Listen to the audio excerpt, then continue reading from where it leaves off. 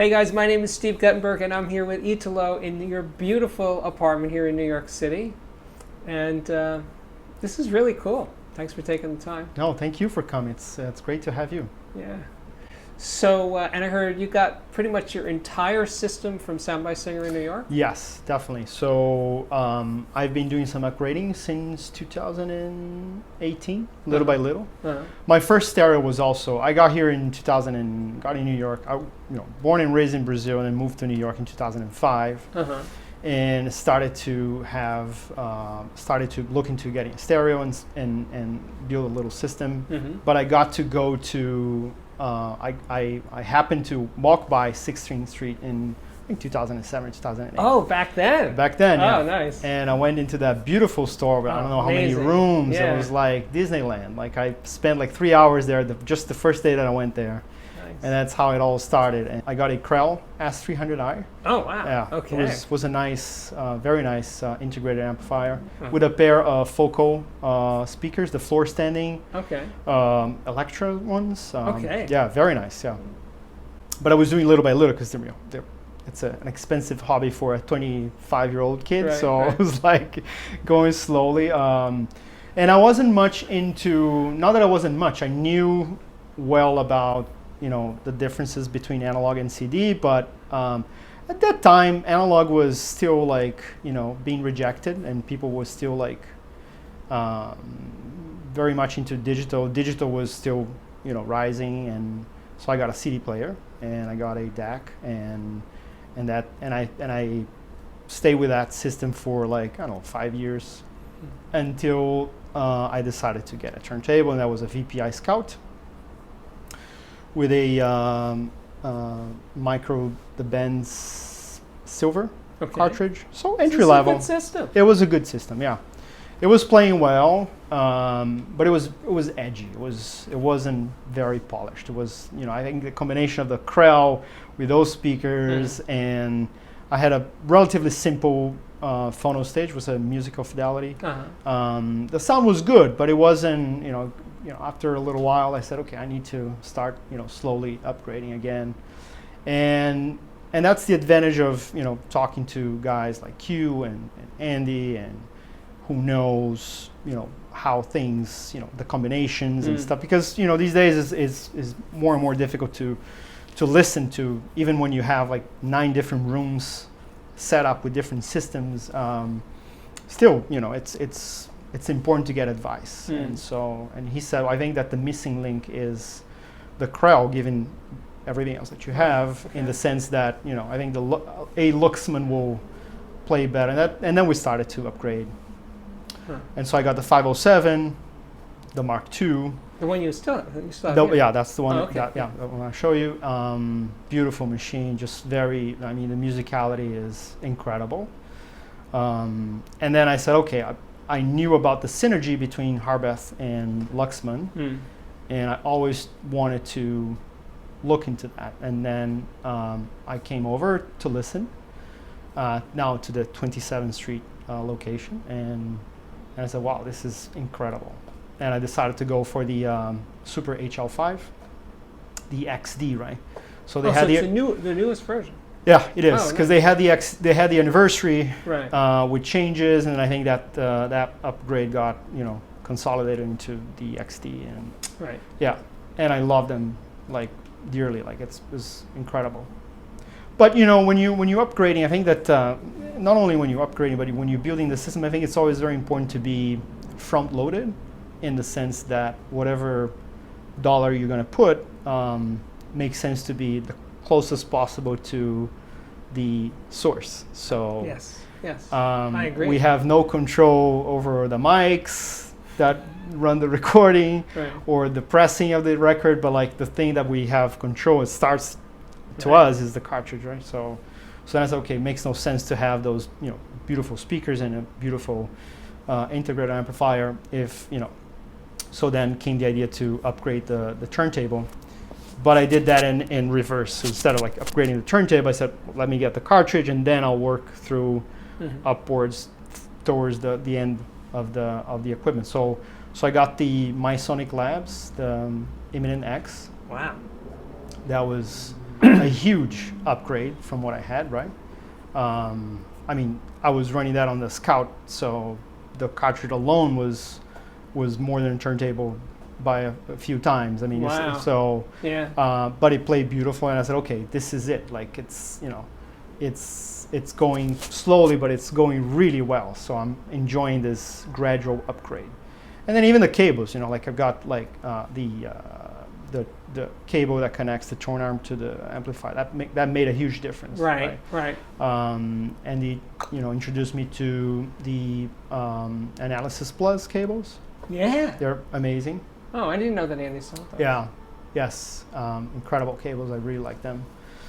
And then came the idea of, and then I started to get really more into the vinyl, because what really changed me, and I was a little hesitant because it's difficult to, there's reissues and stuff, and like if you try to find like older pressings and stuff, but it's kind of hard to find records that are in good shape sometimes, and I wasn't cleaning my records well. And I wasn't in a way that you're supposed. So I decided to invest in a record cleaning machine. Oh, yeah. Oh, is that here? It is. Yeah, Oh, it's in the bedroom. Yeah, I leave it there because it's kind of noisy. But, Yeah. Right. It's one of those audio desks. Oh, wow. Yeah, Nice. I love it. I have to say that was a life-changing Nice. acquisition when it comes to vinyl.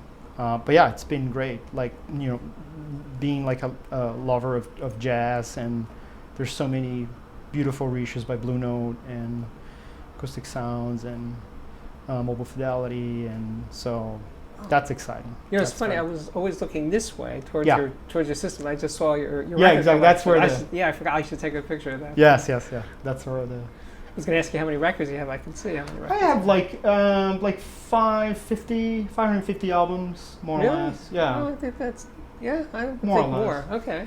That's healthy. That's good. It's probably more because some of them are doubles, or like some of them are box sets. So this cogs only gives me the number of items, I guess. So you know what I mean. So sometimes there's a box with like 4 of them. So and of course now you're into the other analog format, tape. Yes, exactly. So I was so growing up in Brazil, my grandfather was an audiophile, without knowing that he was, and we didn't know that name. That word, obviously. But it was so cool because on Sundays we would go to their house for lunch, and it was like Disneyland for me and my cousin too. My cousin is also really into music, and because the house was a very nice house that he built, and it was all wired, so there were speakers everywhere. So we had the speakers there in the listening room, but there were speakers in the dining room. He wired speakers to the kitchen and even like to the back of the house. So it was always, and there was always music playing all the time.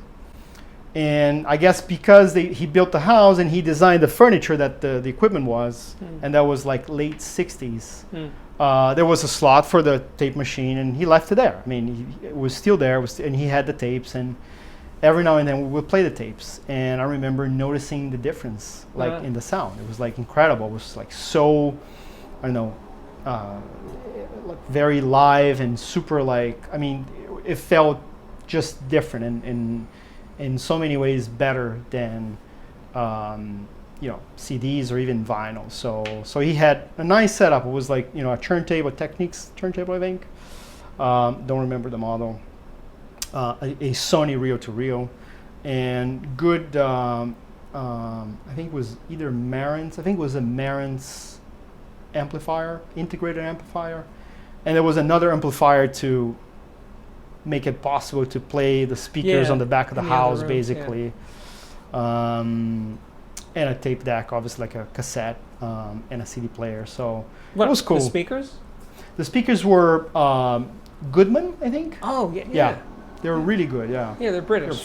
My grandparents used to dance. Like it was fun. Yeah, it was nice. Yeah, I have good memories of that. When I came to New York, going to the Village Vanguard was like a huge thing. Like I said, I wanted to stay in New York because there's that place to go. Like that's really that's amazing, great. amazing. Yeah, it's an amazing place. Yeah, a friend of mine took me, David Levine took me to to a Tuesday show or something. I don't know, or maybe And I think it was Barry Harris was playing.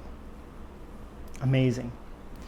And I said, okay, I want to come back. So we went back Monday, and Monday they had the big bands, right? 16-piece brass, like I was like, oh my God, this is so good, so good.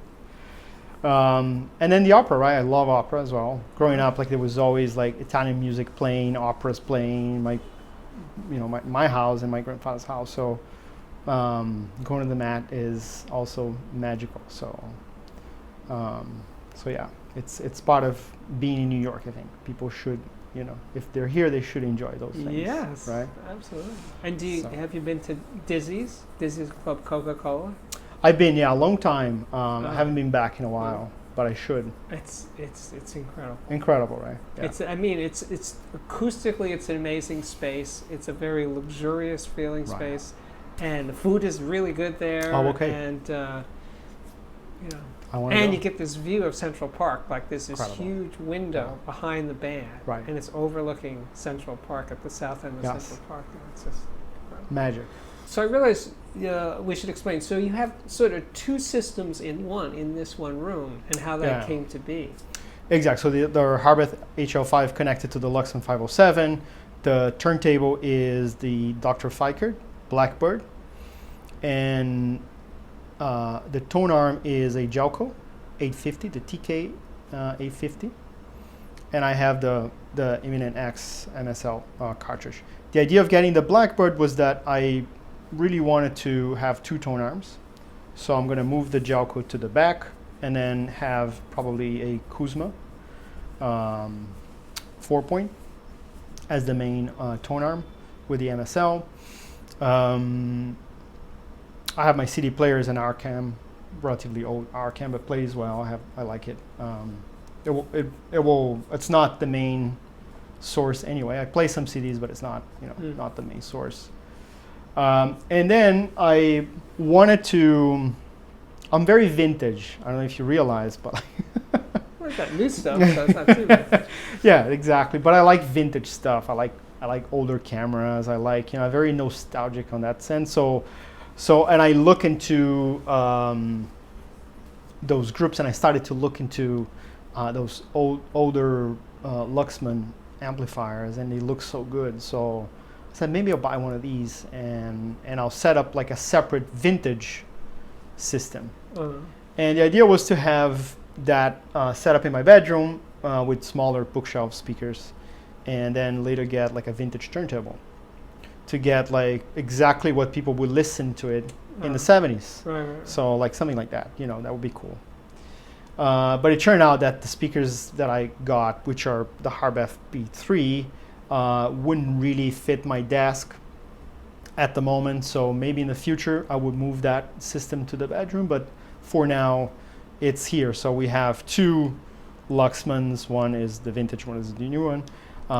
And one could say it's kind of a redundant second system because it's Luxman connected to HARBETH, but they're very different, right? They're very different. And I think there's something special about the P3 speakers. They're very beautiful speakers for vocals, I think. It's not that the HL5 is not, but there's something special about it, and delivers so much in its relatively small size, and they're lightweight, so I can move those stands around, and sometimes I do near listening. I was going to say, you should do that. They work so well as absolutely. So like Sunday morning, sometimes I bring them closer here, closer to each other and closer to the and I can do like relatively low volume listening. That's beautiful, so nice. So it's like having them on a book on a desktop, but just closer. Well, actually better.